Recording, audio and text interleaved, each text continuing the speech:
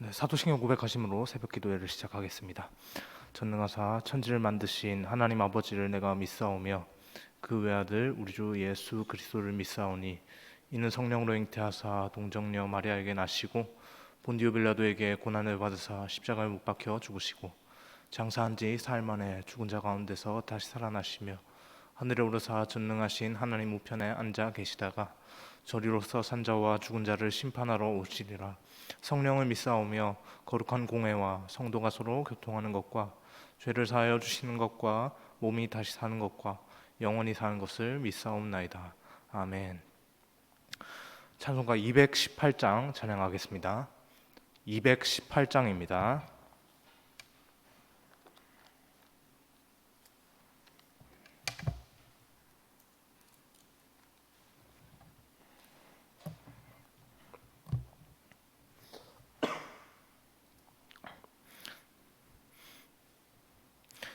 내 맘과 정성을 다하여서 주 너의 하나님을 사랑하라. 내 몸을 아끼고 사랑하듯 형제와 이웃을 사랑하라. 주께서 우리에게 명하시니 그 명령 따라서 살아가리. 널 미워 해치는 원수라도 언제나 너 그롭게 사랑하라. 널 핍박하는 자 위에서도 신실한 마음으로 복을 빌라. 주께서 우리에게 명하시니 명령 따라서 살아가리. 나 항상 주님을 멀리하고 형제를 사랑하지 못하였다. 이러한 죄인을 사랑하사 주께서 몸버려 죽으셨다. 속죄의 큰 사랑 받은 이 몸 내 생명 다 바쳐 충성하리. 아멘. 오늘 함께 보실 하나님의 말씀은 레위기 19장 11절에서 18절입니다. 레위기 19장 11절에서 18절의 말씀 함께 교독하겠습니다.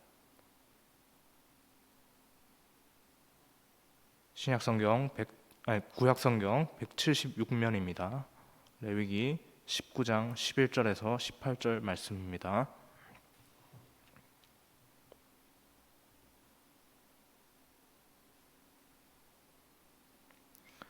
(11절) 말씀부터 제가 먼저 읽겠습니다. 너희는 도둑질을 하지 말며 속이지 말며 서로 거짓말하지 말며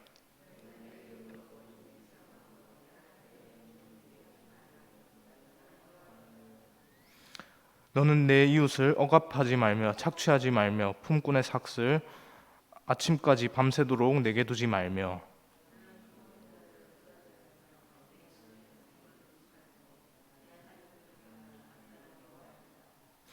너희는 재판할 때 불의를 행하지 말며 가난한 자의 편을 들지 말며 세력 있는 자라고 두둔하지 말고 공의로 사람을 재판할지며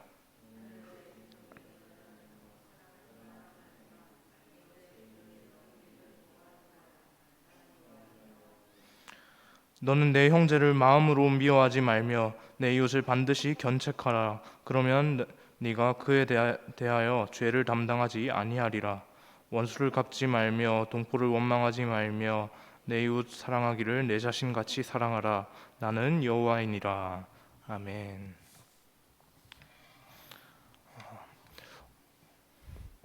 비가 너무 많이 옵니다. 가는 길도 모쪼록 새벽기도 마치고 돌아가시는 길도 모쪼록 안전하게 돌아가시기를 바라고요. 하루도 활기차게 시작하시는 하루가 되기를 소망합니다. 네. 여러분 혹시 법 없이도 살 사람이라는 말을 들어보신 적이 있으신가요? 혹시 이런 말이 사람들 사이에서 나오게 된 것은 아마도 어떤 사람이 있는데 그 사람이 너무 도덕적으로 완벽하고 참 흠잡을 것이 하나도 없을 정도로 너무 사람들로부터 외적인 평판이 너무 좋아서 그 사람이 속한 사회에 그 사람이 있는 사회에 굳이 이런 법들, 사람의 행동을 강제하는 이런 법이 없더라도 그 사람만큼은 전혀 그런 법에 개의치 않고 자신의 그 소신대로 하던 대로 잘 살아갈 것이다라는 갈 것이다라고 하는 그런 것을 두고 이렇게 그러한 사람을 두고 이렇게 법 없이도 살 사람이라는 말을 이렇게 했던 것 같은데요. 이 말을 통해서 우리가 생각해 볼 수 있는 사실이 한 두 가지 정도가 있습니다. 첫 번째는 법과 도덕은 과연 어떤 차이가 있는가 하는 것이고요. 두 번째는 그렇다면 이 법이라는 것은 왜 존재하는가라는 것입니다. 먼저 첫 번째를 생각해 보면 법의 정의를 인터넷에서 사전적인 정의로 한번 찾아보니까요. 국민들이 지키기로 약속한 강제력을 수반하는 사회 규범이라고 말을 합니다. 반면에 도덕은 사회 구성원들이 양심 또는 사회적 여론, 관습 따위에 비추어서 스스로 마땅히 지켜야 할 행동 준칙이나 규범의 총체라고 말을 합니다. 이 둘의 차이점이 혹시 느껴지시나요? 이 둘의 결정적인 차이는 바로 강제력입니다. 법은 그것을 지키지 않았을 때 법에서 정한 처벌을 이제 받게 되죠. 반면에 도덕은 어떻습니까? 그것을 지키지 않는다고 해서 법적으로 이렇게 그 정한 처벌의 대상이 되지는 않습니다. 우리는 모두 아름답고 평화로운 세상에서 잘 먹고 잘 살기를 바라지 않습니까? 우리에게 그런 마음이 있으니 우리는 이미 도덕적인 사람으로서의 자질을 갖추고 있는 것이 아닙니까? 한번 생각을 해보십시오. 잘 먹고 잘 사는데 평화로운 세상, 전쟁 없고 다툼 없는 세상에서 누구나 다 평화롭게 서로 좋은 게 좋은 거라는 말도 있지 않습니까? 좋은 게 좋은 거라고 서로 잘 지내고 화합해서 얼마나 이상적입니까? 누구나 다 그런 잘 먹고 잘 살면서 평화롭게 잘 지내고 하는 것들, 그런 것들 누구나 다 세상 사람들 누구나 다 그런 세상을 살아가기를 원할 것입니다. 그런 마음이 있으니 그런 마음만 세상에 가득하다면 우리는 이미 도덕적인 사람으로서의 자질을 충분히 갖추고 있어서 그런 사람들이 다 모였으니까 우리 사회는 얼마든지 도덕적일 것 같은데 굳이 이 도덕적인 사람들이 모인 이 자리에 그렇다면 과연 법이라는 것이 존재할 필요가 있는가? 존재하지 않아도 될 것 같은데 이런 세상에 굳이 또 법이 존재하는 이유는 무엇인가라는 그런 물음표가 따라오기 시작합니다. 그 이유는 무엇입니까? 우리 마음속에 있는 평화롭고 아름다운 세상에서 잘 먹고 잘 살기를 바라는 마음, 그것이요. 그것의 범위가 온 세계 사람들, 온 땅에 있는 사람들에게 향하지 않고요. 바로 내가 속한 사회와 나에게만 한정되기 때문에 그렇습니다. 잘 먹고 잘 살기를 바라는데 내가 잘 먹고 잘 사는 것이고요. 우리 사회, 교회적으로 생각한다면 세상에 수많은 교회가 있지만 우리 교회가 잘 되고 우리 교회만 특별히 부흥하고 우리 교회만 잘 되기를 바라는 그런 어떻게 보면 이기적인 마음, 그런 것들이 있기 때문에 이기적인 습성이 있기 때문에 우리에게 그런 법이 강제력을 동반하는 법이 필요한 것 같습니다. 오늘은 하나님의 백성으로서 우리가 지켜야 할 도덕적인 의무에 대해서 한번 생각을 해보고자 합니다. 오늘 본문은 하나님의 백성으로 부름받은 이스라엘이 어떤 기준으로 공동체를 만들어 갈 것인가 하는 것을 생각하게 합니다. 거룩하신 하나님께서는요, 이스라엘과 시내산에서 언약을 맺으셔서 그렇게 당신의 백성을 이스라엘을 통해서 당신의 백성을 삼으셨습니다. 그렇게 왕이신 하나님의 인도하심 아래에서 그 이스라엘 백성들은 종되었던 애굽 땅으로부터 나와서 그들은 현재 지금 이 레위기가 쓰여질 당시에 그때 당시에 광야 가운데 있습니다. 이 광야 가운데서 하나님께서는 이스라엘이 당신의 백성으로서 살아갈 수 있도록 그렇게 법을 정하셨습니다. 그것이 바로 출애굽기 20장에 기록된 10계명이죠. 이 10계명을 한 문장으로 요약한다면 하나님을 사랑하고 이웃을 사랑하라일 것입니다. 하나님께서 그들에게 그 이스라엘 백성에게 당신의 백성인 이스라엘 백성에게 10계명을 주신 이유는 거룩하신 당신의 그 나라의 백성으로서 합당한 삶을 살기를 바라시는 마음이 있으셨기 때문입니다. 우리가 읽지 않은 본문이지만 오늘 매일 성경의 본문에 해당하는 레위기 19장 2절 말씀을 19장 2절입니다. 2절 말씀을 함께 읽겠습니다. 너는 이스라엘 자손의 온 회중에게 말하여 이르라. 너희는 거룩하라. 이는 나 여호와 너희 하나님이 거룩함이니라. 아멘. 하나님께서는 이스라엘에게 거룩을 요구하십니다. 그 이유는 하나님께서 거룩하시기 때문이죠. 거룩하신 하나님께서 거룩하라고 부르신 이스라엘에게 기대하시는 것은 세상과는 다른, 세상과 같지 않은 좀 질적으로 다른 것이었습니다. 인간적으로 생각해 본다면 사실 하나님께 대하여 거룩한 백성이 되는 것은 하나님께 대한 관계에서만 그 이스라엘이 하나님께 대해서만 하나님, 저희가 하나님께 예배 잘 드리고요. 하나님께 전심으로 나아갑니다. 하나님 저희의 마음을 기쁘게 받아주세요 라고 하나님께 대한 그 관계에서만 잘 해내면 되는 것 아니겠습니까?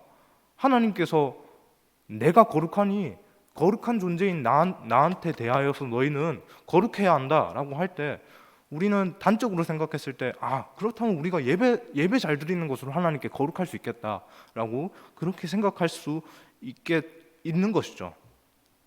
그러나 하나님께서는 10계명을 통해 하나님의 사랑이 하나님을 향한 그 이스라엘 백성들의 사랑이 하나님께로만 향하는 것에서 그치는 것이 아니라 그 하나님을 향한 사랑이 이웃을 향한 사랑으로 자신들의 옆에 있는 그 이웃을 향한 사랑으로 흘러나가야 함을 말씀하셨습니다.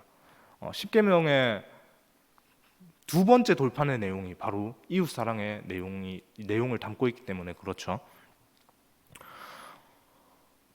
그리고 하나님께서는 오늘 본문을 통해 이스라엘 백성, 하나님의 나라 이스라엘이 추구하고 준수해야 할 그러한 거룩한 백성으로서의 가치관, 거룩한 백성은 과연 세상을 어떻게 바라보고 어떻게 살아내야 하는가라는 가치관을 정의하십니다. 하나님께서 이스라엘에게 명령하신 가장 기본적인 이 본문의 밑바탕에는요, 연약한 자들을 향한 배려가 있습니다. 오늘 본문 9절 10절에 이렇게 기록이 되어 있습니다. 너희가 너희의 땅에서 곡식을 거둘 때 너는 밭모퉁이까지 다 거두지 말고 내 떨어진 이삭도 줍지 말며 내 포도원 열매를 다 따지 말며 내 포도원에 떨어진 열매도 줍지 말고 가난한 사람과 거류민을 위하여 버려두라. 나는 너희의 하나님 여호와이니라. 곡식을 추수할 때 밭 구석구석 샅샅이 뒤져서 모조리 거두어 들여서는 안 되고요. 땅에 떨어진 이삭을 주어서는 안 됩니다.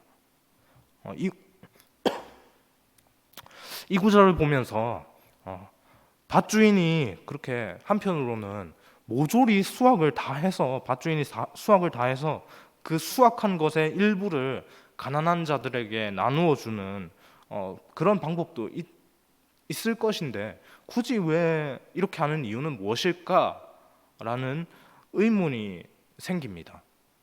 요즘에 그런 것들 많이 하지 않습니까? 가진 자들의 어떤 노블레스 오블리주라는 형식으로 그들이 번 만큼 그들이 벌어낸 것에서 그들이 사회적인 지도층으로서 자신들이 도덕적인 의무를 지고 이렇게 사회에 이렇게 벌어들인 것의 일부를 환원하는 다 거두어들이고 일부를 환원하는 식으로 그렇게 많이들 그렇게 나타내고 있죠. 그런데 성경에서는 굳이 거둘 때 이미 다 거두지 말고 조금 남겨두어라 라고 하는 이유는 뭘까라는 생각이 드는 겁니다. 하나님께서 이것을 명하신 이유는 하나님께서 사회적 약자들에게도 동일하게 그 추수의 기쁨을 누리도록 하셨기 때문입니다. 추수의 기쁨이 어떤 것입니까? 우리가 추수감사절 드릴 때 이런 것